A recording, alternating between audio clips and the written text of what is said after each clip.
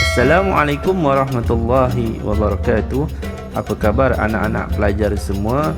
Pada kali ini kita akan belajar pendidikan syariah Islamiyah bagi tingkatan 4, bidang yang keempat iaitu Al-Fiqh bagi bab 1 bagi tajuk Haji dan Umrah. Apakah pengertian hukum dan dalil bagi haji dan umrah? Haji pengertiannya dari sudut bahasa mengunjungi sesuatu tempat. Dari sudut istilah, haji ialah mengunjungi Baitullah Al-Haram di Mekah pada masa tertentu untuk menunaikan ibadah tertentu dengan syarat-syarat tertentu. Bagi pengertian umrah, dari sudut bahasa ialah ziarah. Dari sudut istilah, umrah ialah mengunjungi Baitullah Al-Haram di Mekah pada bila-bila masa untuk menunaikan ibadah tertentu dengan syarat-syarat tertentu.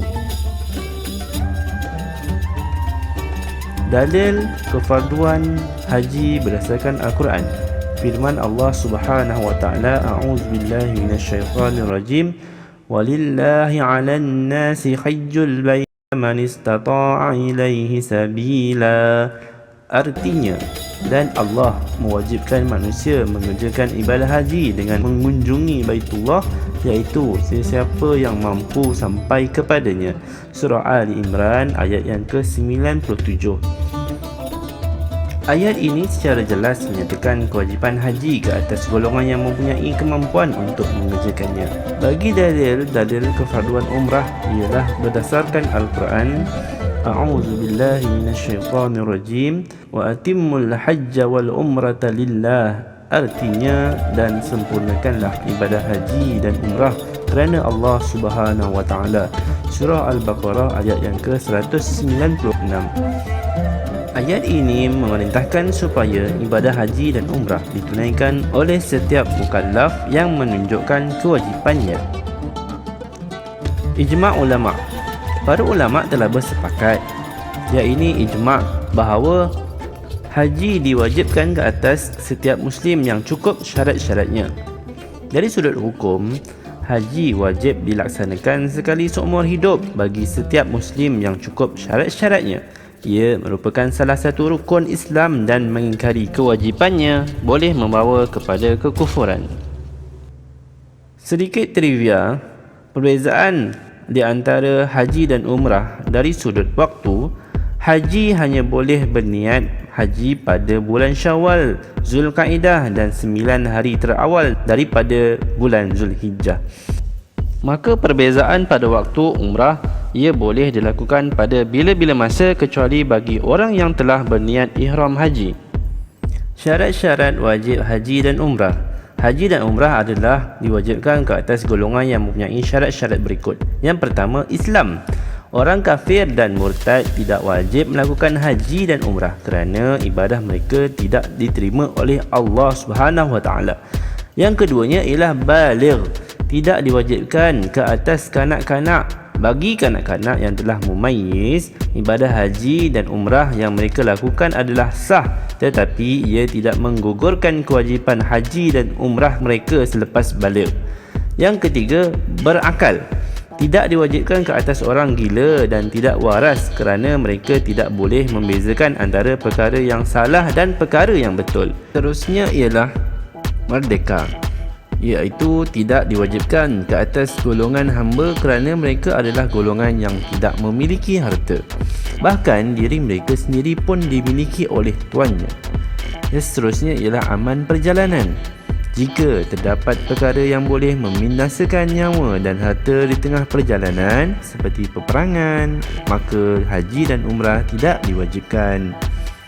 Yang seterusnya ialah berkemampuan, iaitu istita'ah. Berkemampuan untuk melakukan haji dan umrah sama ada melakukan sendiri atau mewakilkannya kepada orang lain. Istita'ah iaitu berkemampuan.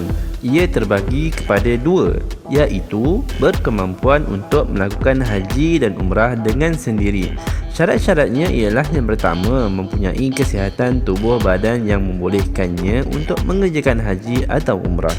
Yang seterusnya ialah mempunyai harta yang mencukupi untuk bermusafir bagi perbelanjaan makanan, minuman, pakaian, penginapan dan keperluan-keperluan yang lain.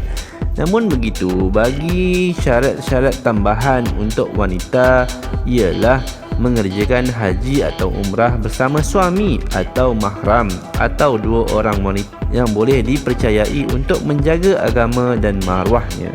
Yang seterusnya, tidak berada di dalam iddah talak atau iddah kematian suami. Seterusnya, bagi syarat berkemampuan, iaitu istita'ah yang kedua ialah berkemampuan untuk mewakilkan kepada orang lain melakukan haji dan umrah, iaitu bagi golongan yang mempunyai penyakit yang tidak membolehkannya untuk bermusafir serta penyakit tersebut tidak boleh lagi sembuh. Syarat-syaratnya ialah yang pertama, mempunyai harta yang mencukupi untuk membayar upah mengerjakan haji atau umrah. Yang kedua ialah wujud orang yang sanggup mengambil upah untuk mengerjakan haji atau umrah bagi orang lain.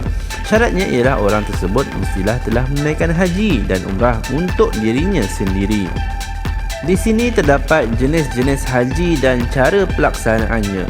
Kalau kita lihat, ada 3 jenis haji, iaitu haji ifrad, haji qiran dan juga haji tamattu'. Apakah pengertian haji ifrad? Haji ifrad ialah berniat ihram haji sahaja di miqat sebelum memasuki Mekah pada bulan-bulan haji. Kemudian setelah selesai semua pekerjaan haji, barulah berniat mengerjakan umrah. Haji ifrad ini tidak dikenakan dam. Apa pula haji qiran? Haji qiran ialah berniat ihram umrah dan haji serentak di miqat sebelum memasuki Mekah pada bulan-bulan haji. Pelaksanaan haji qiran ini seperti juga haji ifrad, kecuali niatnya sahaja yang berbeza. Haji qiran ini dikenakan dam. Apa pula haji tamattu'? Haji tamattu' ini ialah berniat ihram umrah sahaja di miqat sebelum memasuki Mekah pada bulan-bulan haji. Kemudian setelah selesai semua pekerjaan umrah, barulah berniat mengerjakan haji pula sebelum keluar berwukuf di Arafah pada 9 Zulhijjah. Haji tamattu' ini dikenakan dam. Rukun haji dan umrah. Rukun haji ialah yang pertama, niat ihram. Niat ihram dilakukan bergantung kepada jenis haji yang dilaksanakan sama ada ifrad, qiran atau tamattu'. Yang kedua, wukuf di Arafah. Wukuf di Arafah ialah berada di Arafah walaupun seketika, bermula dari gelincir matahari, iaitu masuk waktu zuhur hari 9 Zulhijjah sehinggalah sebelum terbit fajar, iaitu masuk waktu subuh hari 10 Zulhijjah. Rukun haji yang ketiga ialah tawaf. Tawaf bermaksud mengelilingi Kaabah sebanyak 7 kali dengan menjadikan Kaabah di sebelah kiri bermula dari sudut Al-Hajarul Aswad dalam keadaan suci daripada hadas kecil dan besar. Tawaf terbahagi kepada 4 bahagian, iaitu yang pertama, tawaf rukun. Dilakukan setelah berwukuf di Arafah dan ia dikenali sebagai tawaf ifadah. Tawaf yang kedua ialah tawaf qudum. Tawaf qudum ialah tawaf yang sunat dilakukan bagi orang yang melakukan haji ifrad dan haji qiran ketika mula-mula sampai di Mekah. Seterusnya, tawaf al-wida'. Tawaf yang wajib dilakukan bagi orang yang mahu keluar dari Mekah melebihi jarak yang membolehkan solat qasar. Yang terakhir ialah tawaf sunat. Tawaf yang boleh dilakukan pada bila-bila masa ketika berada di dalam Masjidil Haram. Keempat ialah sa'i. Sa'i bermaksud berjalan berulang-alik bermula dari Bukit Sofa dan berakhir di Bukit Marwah sebanyak 7 kali selepas tawaf. Ia dikira 1 kali sa'i bermula dari Bukit Safa ke Bukit Marwah dan seterusnya dari Bukit Marwah ke Bukit Safa pula dikira sa'i untuk kali kedua, dan begitulah seterusnya sehingga cukup 7 kali. Seterusnya, yang kelima ialah mencukur atau menggunting rambut di kepala. Mencukur atau menggunting rambut sekurang-kurangnya 3 helai. Waktunya adalah selepas melontar di Jamratul Aqabah pada 10 Zulhijjah atau selepas melakukan tawaf ifadah selepas bercukur. Jamaah haji boleh bertahallul. Rukun haji yang keenam ialah tertib pada kebanyakan rukun, iaitu sebahagian besar rukun-rukun haji mesti dilakukan secara tertib, seperti mendahulukan ihram daripada rukun-rukun yang lain dan mendahulukan wukuf dari tawaf. Rukun umrah ialah yang pertama, niat ihram. Niat ihram umrah dilakukan di miqat umrah yang telah ditetapkan seperti Tan'im dan juga Ja'ranah. Yang kedua, rukun umrah ialah tawaf. Tawaf ialah mengelilingi Kaabah sebanyak 7 kali dengan menjadikan Kaabah di sebelah kiri bermula dari sudut Al-Hajarul Aswad dalam keadaan menutup aurat, suci daripada hadas kecil dan besar. Rukun umrah yang ketiga ialah sa'i. Sa'i bermaksud berjalan berulang-alik bermula dari Bukit Safa dan berakhir di Bukit Marwah sebanyak 7 kali selepas tawaf. Rukun umrah yang keempat ialah mencukur atau menggunting rambut di kepala. Bercukur atau menggunting rambut sekurang-kurangnya 3 helai selepas selesai mengerjakan sa'i. Yang kelima ialah tertib, iaitu rukun umrah wajib dilakukan secara tertib.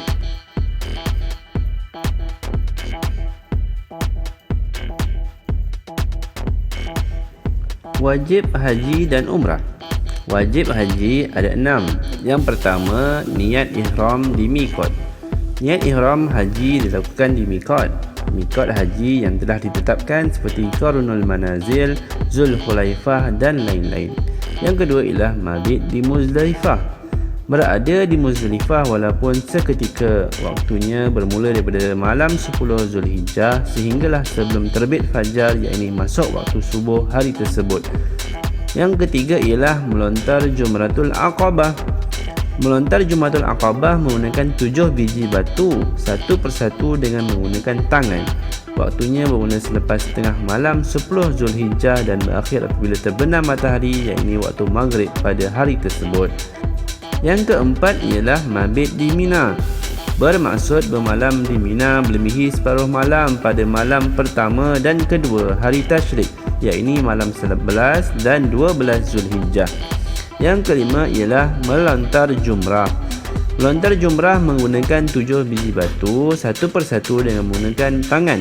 Waktunya bermula daripada terbit fajar pada setiap hari Tashrik, iaitu hari 11, 12 dan 13 Zulhijjah sehinggalah terbenam matahari pada 13 Zulhijjah. Yang terakhir ialah meninggalkan larangan ihram, iaitu meninggalkan perkara atau perbuatan yang dilarang semasa dalam ihram.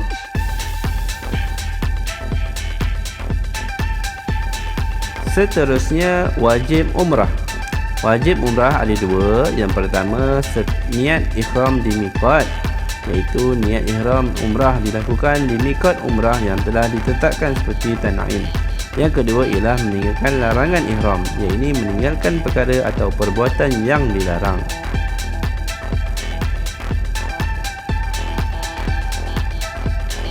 Larangan-larangan ihram.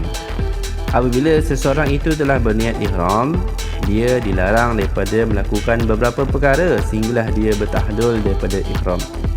Larangan bagi lelaki dan wanita. Larangan yang pertama ialah berkahwin, mengahwinkan atau menerima wakil kahwin. Yang kedua ialah meletakkan minyak pada rambut atau janggut. Yang ketiga ialah mencabut atau memotong rambut atau bulu dari mana-mana anggota badan dengan sengaja.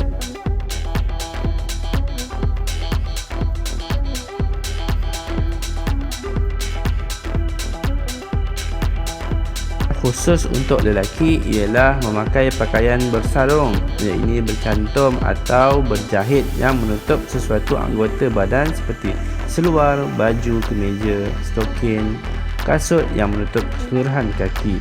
Dan yang kedua ialah menutup kepala atau sebahagian daripadanya kecuali jika terpaksa seperti sakit. Seterusnya, larangan ihram bagi wanita ada satu sahaja, menutup muka atau sebahagian daripadanya kecuali jika terpaksa seperti sakit. Tahallul. Apakah maksud tahallul? Seorang yang telah berniat ihram hanya bebas daripada larangan-larangan ihram setelah dia bertahlul. Tahallul bagi umrah ialah dengan bercukur atau bergunting setelah mengerjakan semua rukunnya. Manakala tahallul haji pula terbagi kepada dua peringkat, iaitu tahallul awal dan juga tahallul tsani. Apa ia tahallul awal? Tahallul awal ialah tahallul yang terhasil apabila selesai mengerjakan dua daripada tiga perkara berikut selepas selesai wukuf di Arafah. Yang pertama, melontar Jumratul Aqabah. Yang kedua, tawaf ifadah. Yang ketiga, bercukur atau menggunting. Tahallul pertama ini membebaskan seorang itu daripada semua larangan ihram kecuali berkahwin dan melakukan persetubuhan serta mukadimahnya. Tahallul tsani iaitu tahallul yang terhasil apabila selesai mengerjakan kesemua ketiga-tiga amalan di atas. Orang yang selesai tahallul kedua bebas daripada semua larangan ihram. Kesan larangan-larangan ihram. Seorang yang sedang berihram haji atau umrah dan melanggar larangan-larangan ihram akan dikenakan kifarah atau dam. Kifarah atau dam adalah berbentuk binatang ternakan yang disembelih, makanan atau puasa kerana sebab-sebab tertentu seperti berikut. Yang pertama, kesalahan meninggalkan perkara-perkara wajib haji atau umrah seperti tidak berniat ihram di miqat atau tidak bermalam di Muzdalifah. Yang keduanya, melakukan haji tamattu' atau qiran. Yang ketiganya ialah tidak sempat berwukuf di Arafah menyebabkan hajinya tidak sah. Kifarah atau dam bagi kesalahan yang disebutkan tadi ialah yang pertama, menyembelih seekor kambing atau 1/7 bahagian lembu atau unta. Yang kedua ialah jika tidak mampu berpuasa 10 hari iaitu 3 hari semasa di Mekah dan 7 hari selepas pulang ke tanah air. Yang ketiga ialah jika dia tidak mampu melaksanakan perkara di atas, dia hendaklah bersedekah sebanyak 10 cupak makanan asasi. Ia dinamakan dam, tartib dan takdir. Ini wajib dilakukan mengikut urutan bermula dengan sembelihan atau gantiannya yang telah ditetapkan oleh syarak. Bagi kesalahan melanggar larangan-larangan ihram selain daripada persetubuhan dan berburu, maka kifarah atau damnya ialah menyembelih seekor kambing atau 1/7 bahagian lembu atau unta. Yang keduanya ialah bersedekah makanan asasi kepada 6 orang fakir miskin dengan kadar setengah cupak setiap seorang. Yang ketiga ialah berpuasa 3 hari. Pelaksanaannya, ia boleh memilih salah satu daripada kifarah atau dam tersebut yang telah ditetapkan dan ia dinamakan dam takhir dan juga takdir. Seterusnya, bagi kesalahan merosakkan pokok atau tumbuh-tumbuhan di tanah haram dan memburu dan membunuh buruan.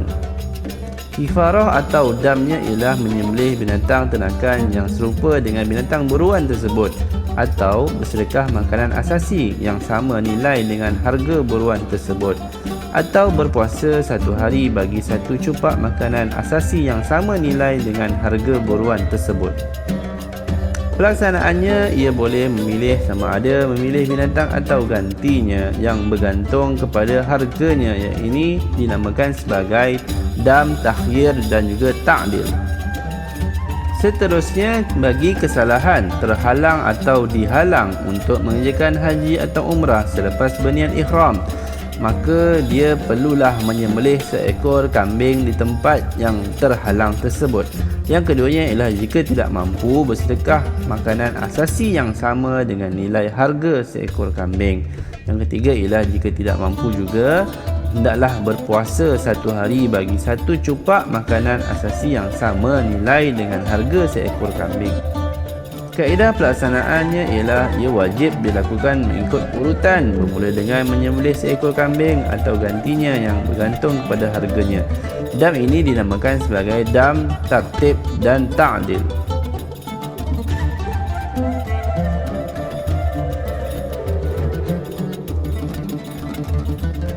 Seterusnya ialah persediaan melaksanakan manasik haji dan umrah.